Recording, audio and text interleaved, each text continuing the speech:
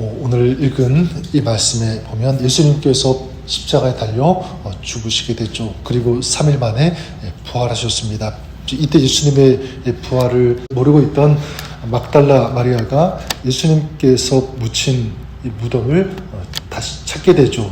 무덤을 막고 있던 돌이 옮겨진 것을 또한 발견하게 됩니다. 그리고 베드로와 제자들에게 달려가서 말하게 됩니다. 자기가 본 것, 사람들이 주님을 무덤에서 가져다가 어디에 둔 것 같다. 근데 우리가 알지 못한다. 이렇게 누군가 무덤 문을 열고 시신을 옮겼다고 생각하고, 그래서 이 베드로와 제자들에게 달려가서 있었던 일을 얘기하게 됩니다. 이 얘기를 듣고 베드로와 요한이 무덤으로 달려오게 되죠. 이름을 밝히지 않은 이 제자, 아마도 요한일 가능성이 큰데 이 제자가 베드로보다 먼저 달려갑니다. 아마 달리기를 더 잘했던 것 같아요. 그리고 이제 무덤 안을 확인했는데 보니까 예수님께서 입고 계셨던 이 세마포만 보이는 것입니다. 그리고 베드로가 달려와서 무덤 안에 들어가 보았는데 세마포와 또 옆에 떨어진 곳에 머리를 쌌던 수건이 놓여 있는 것을 보았습니다. 무엇이죠? 예수님은 보이지 않았다는 것입니다. 예수님께서 이 부활하셨다는 것, 이 제자들은 아직 알지 못했던 거죠. 하지만 그들이 공통적으로 보고 확인한 것은 무엇이냐면 바로 무덤 문이 열렸다, 비어 있었다라는 이 사실입니다. 우리가 무엇을 한 가지 확실히 알 수 있냐면 예수님께서 죽으셨다가 다시 부활하셨다는 것, 명백한 사실이라는 것입니다. 그런데 세상은 이것을 자꾸 의심하고 부정하려고 합니다.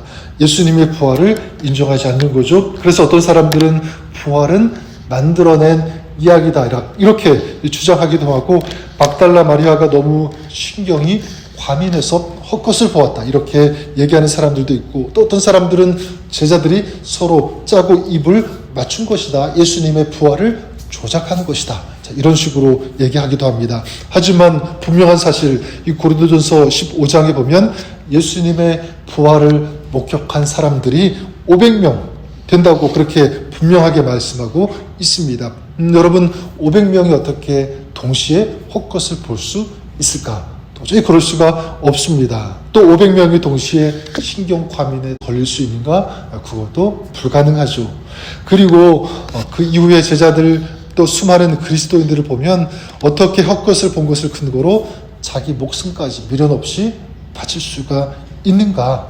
자기의 목숨을 바치면서까지 부활하신 예수님을 전하고 충고하는 일 어떻게 있을 수 있는가?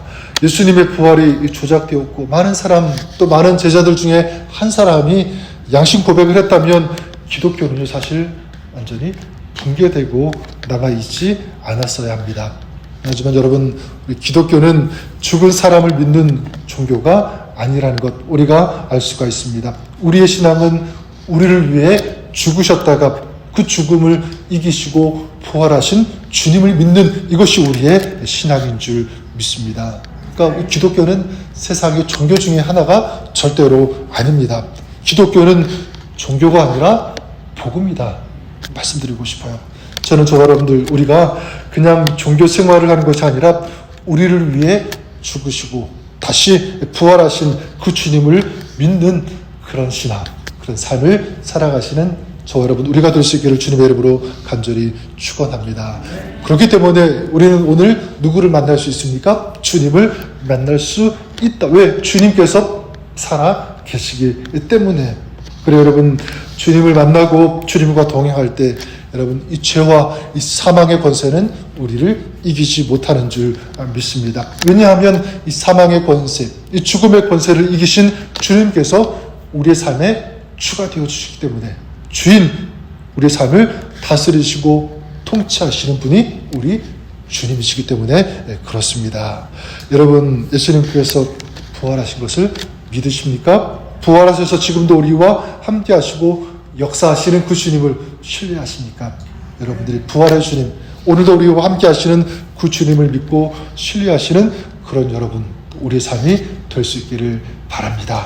살아계신 주님, 오늘도 우리와 함께 하시는 그 주님을 믿는다면 여러분, 그 삶은 비록 우리 찬양했던 것처럼 고단한 길, 광야의 길, 이 거친 길을 오늘 걸어간다고 할지라도 그 가운데서 낙심하지 않는다. 저는 믿습니다. 절망하지 않는다. 왜냐하면 부활하신 주님 오늘도 살아계셔서 우리와 함께 하시며 우리를 도와주시는 주님께서 우리와 함께 하시기 때문에 오늘도 그 주님께서 여러분과 함께 해주시는 줄 믿습니다.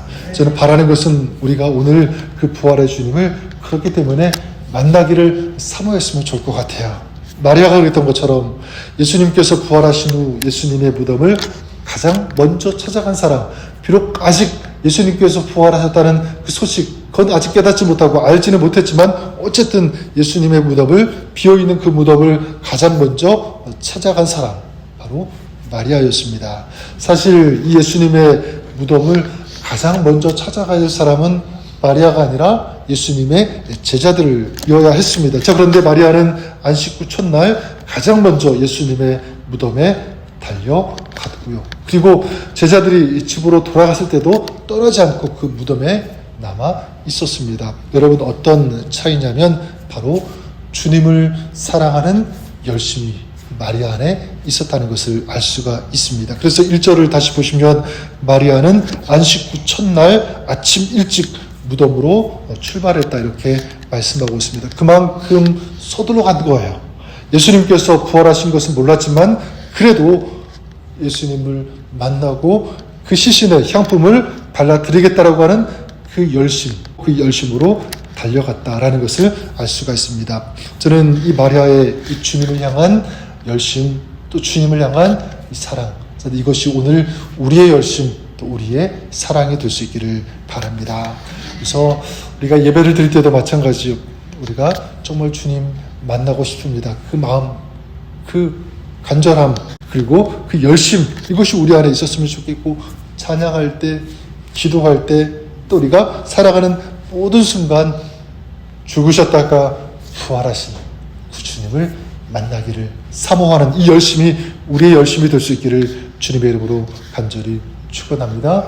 그럴 때 살아계신 그 주님, 부활하신 주님께서 사모하고 찾고 구하는 그 심령, 그 마음, 그 삶 가운데 주님께서 찾아가 주시고 또 만나 주실 것을 믿습니다. 그래서 그 삶이, 그 인생이 변화되어지고 새로워지고 달라지는, 그리고 승리하는 이런 은총과 그 은혜와 능력을 그 사람에게, 어떤 사람이죠? 기도하는 사람, 또 부활하신 그 주님을 만나기를 사모하는 사람, 그 주님을 부르는 사람, 동행하기 힘쓰는 그런 사람, 그 삶 가운데, 그리고 가정 가운데 하는 모든 일 가운데 주님께서 다스려 주시고 통치해 주시고 마침내 승리하게 해 주시는 줄 믿습니다. 그 주님과 동행하는 복된 하루, 승리하는 하루, 여러분의 삶이 될 수 있기를 주님의 이름으로 간절히 축원합니다. 우리를 위해 죽으셨다가 부활하신 그 주님, 영원하신 그 주님, 오늘도 우리와 함께 하시며 우리를 도와주시고 인도해 주시는 그 주님, 그 이름을 부르며 주님 앞에 나아가며 기도하며 오늘 이 시간 하루를 출발하게 하시니 감사를 드립니다.